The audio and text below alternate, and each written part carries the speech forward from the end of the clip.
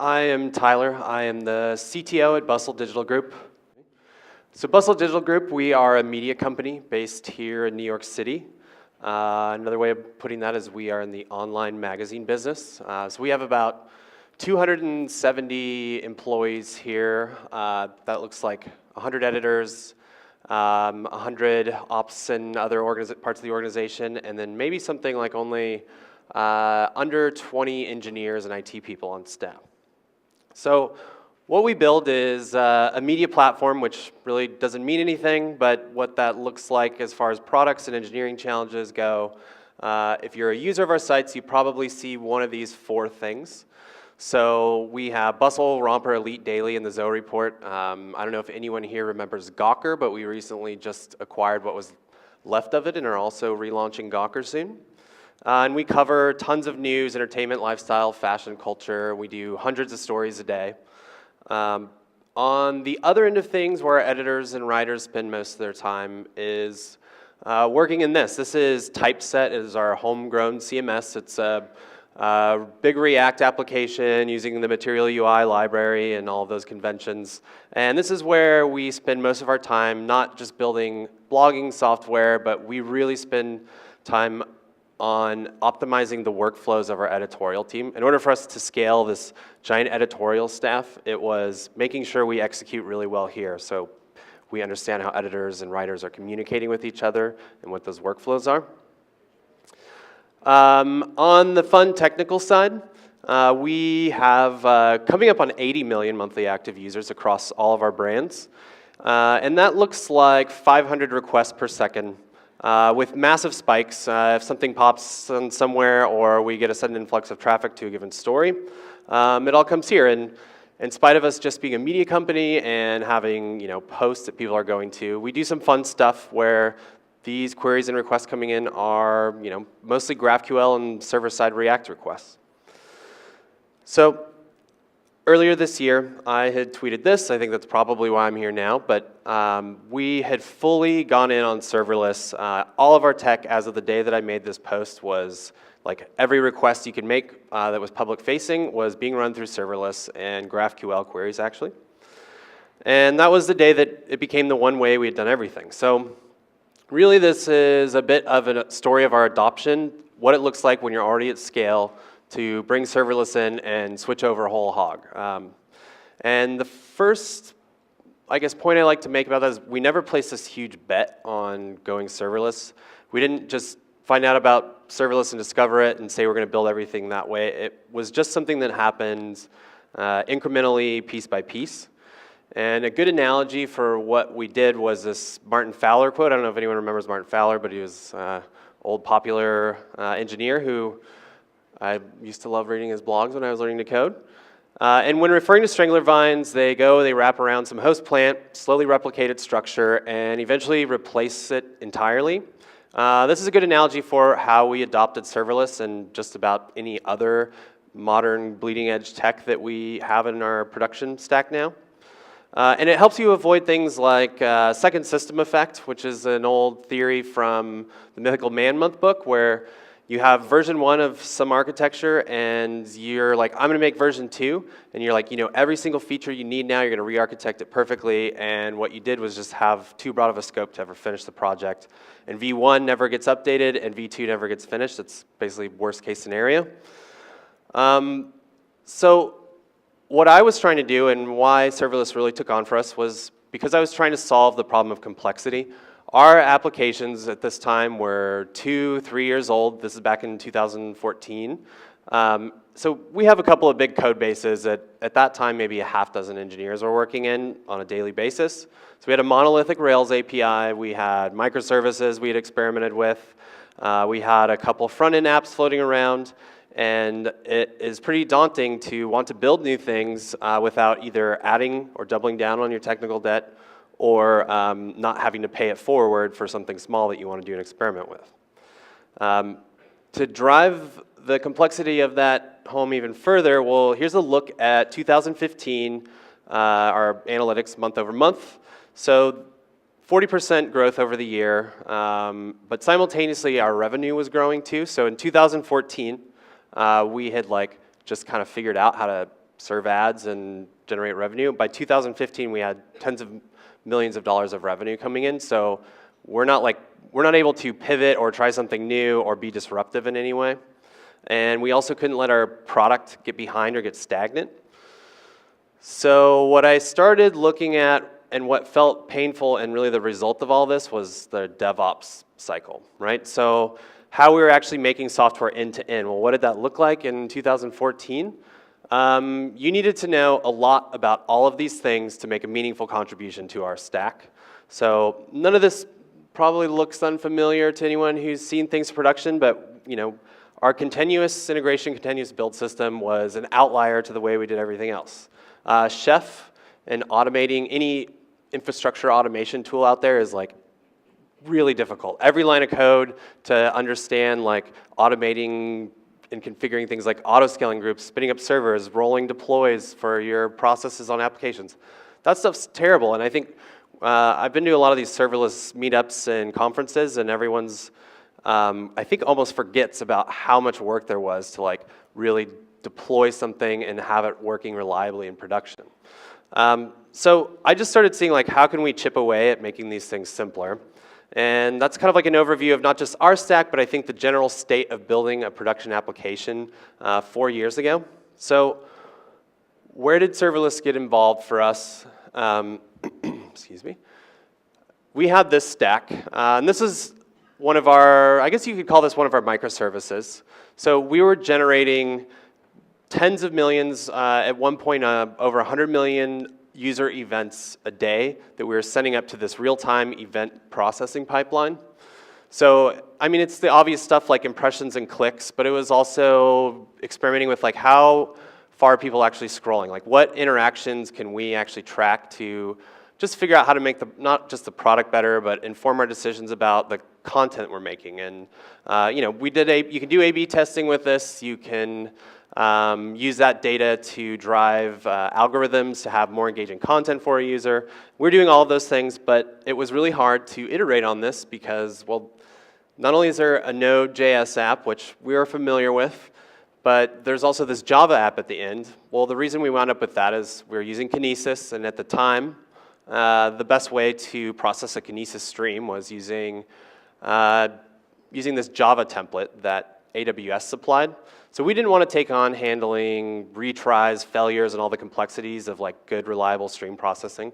So this was the easiest way to get this stack up for the engineers' experience on our team.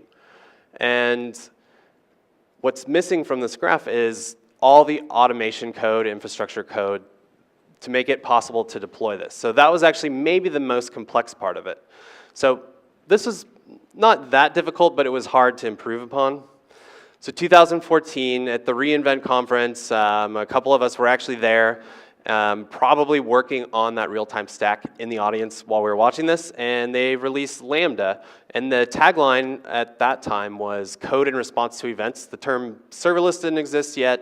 It was just the first time a product was released for functions as a service. Arguably, that concept existed way back in Smalltalk days, but I won't get into that now. I don't have time.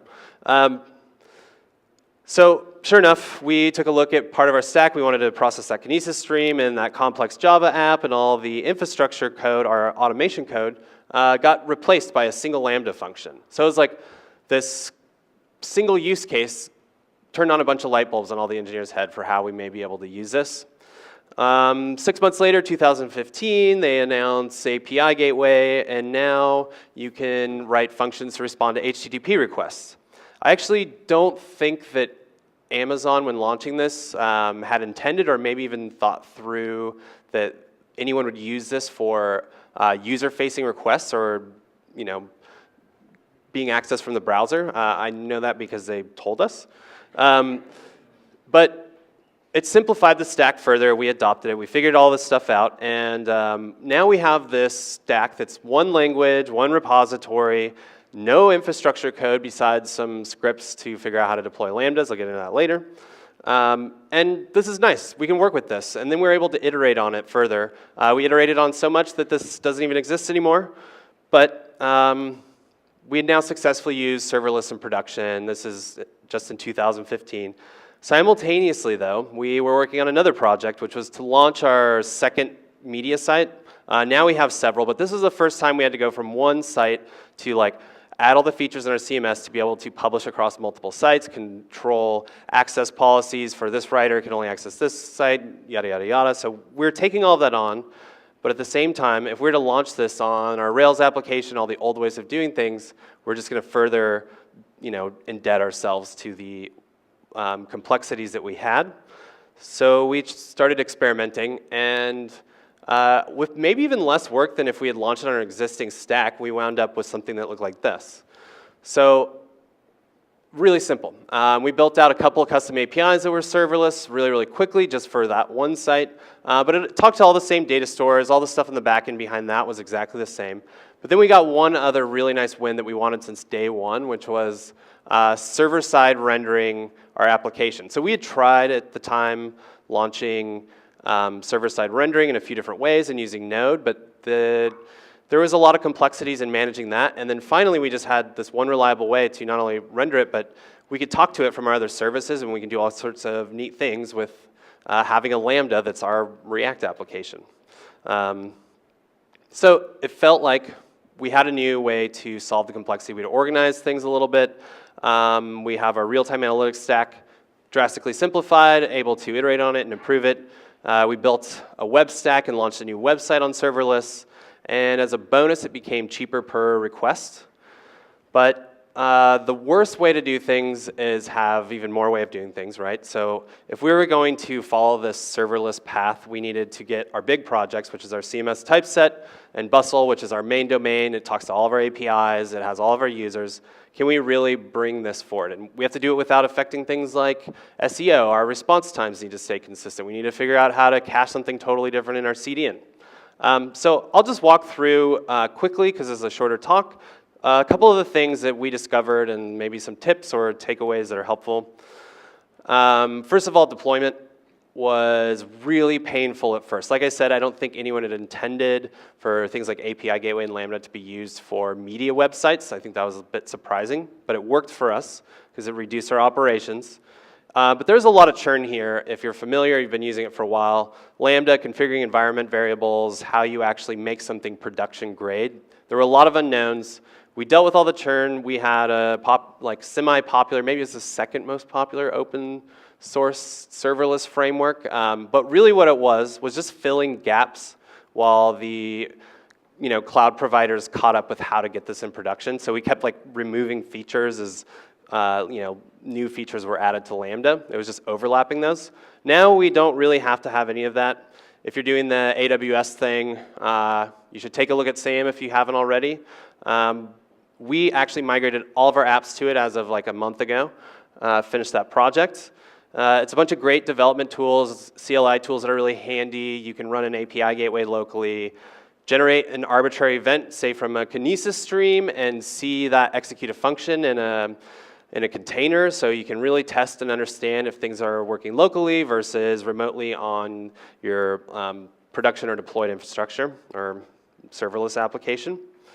So I actually think this kind of rivaled the simplicity of a real production-grade Heroku app too, which I like that we finally landed on something that's cheap.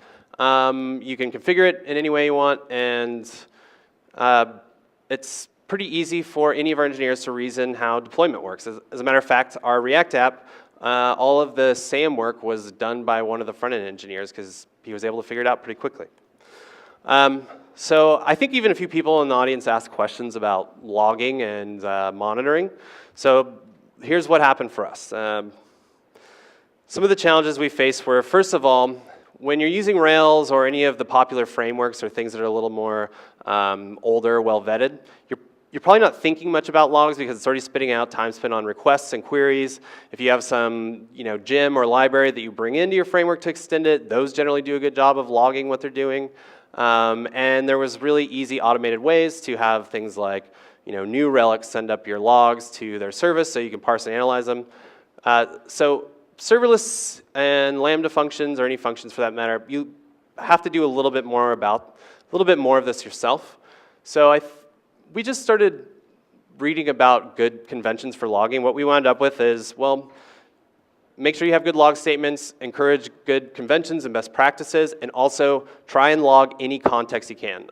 And we serialize all of that into JSON. And so naturally, all of your log statements and outputs wind up in CloudWatch. So now we have a ton of data in CloudWatch. What can we do with that? So this is where monitoring comes into play. What do we do with our log data? Previously, we, like I mentioned, used New Relic. We decided to revisit this ecosystem altogether. So we started with where our data is already in CloudWatch, and we wound up building a dashboard that I actually was kind of surprised with. We'd use CloudWatch for things like, monitoring CPU utilization and sending out alerts and connecting with PagerDuty and all those sort of complexities that weren't really that fun, so we never thought much about CloudWatch. But we wound up building something that I would say that it's very unlikely that if there was something wrong, an issue arose that was at all related to performance, whether it was on our side or Amazon's side, we wouldn't be able to see it, correlate it really quickly in this dashboard.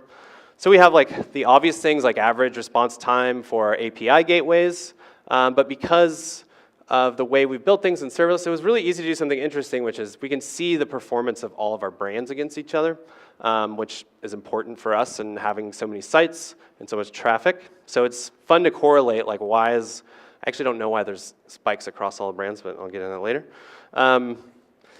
Another one that may not seem so interesting, but it is this is our average Lambda execution time. And so this is a couple of functions, I believe, combined. But what is really interesting is the P99 value. It's that line that's way higher than everything else. So everyone talks about cold starts and slowness. In our use case, that has not been much of an issue. But nonetheless, we figured out that if you filter out the 99th percentile of start times for any function, you're actually looking at your cold starts. So what this graph lets us do is correlate how are cold starts affecting the rest of our stack. It was a really kind of neat, clever thing we figured out that answered a question that everyone has is how do I solve or get around cold starts? Well, I guess it doesn't answer that question, but it lets you know what they do. But then if you're really going to tell the right monitoring story, graphs and charts are not nearly enough. So fortunately, well, you can use serverless or Lambdas again to process all of your CloudWatch logs, which this is where adopting a JSON format and having some good logging conventions really paid off for us. So how do we get visibility into our errors? How do we see stack traces when there is an error? Well, that Lambda function for us, I don't think we use Elasticsearch anymore, but it's really easy to send events to Elasticsearch. It loves lots of data. It's really hard to actually get anything interesting out of it, but that's another story. The really fun parts were, it was easy to adopt. We use Scalar and Sentry. This isn't plugs for them. I think there's a lot of great product offerings. These worked out well for our use cases. And the most interesting thing about this, though, is if you go look at this, well, CloudWatch is completely separating your application from your logging and monitoring. If you compare that to something like deploying your own servers or running your own application processes on servers, you're generally installing a daemon that's looking at standard out and sending that up to your logs, and that's all running on the same stack. And it was just kind of nice that these are the things you don't think about at first with serverless. You're like, I'm taking on this burden, and there's sort of these constraints.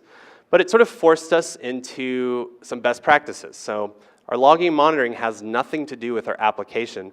The only responsibility where the handshake happens with the application is just log some stuff. And that was a really nice win when we realized that. Scalar, we have this really friendly dashboard. I'll go through this quickly, but multifaceted searching. We can make graphs out of things and see where deviations are.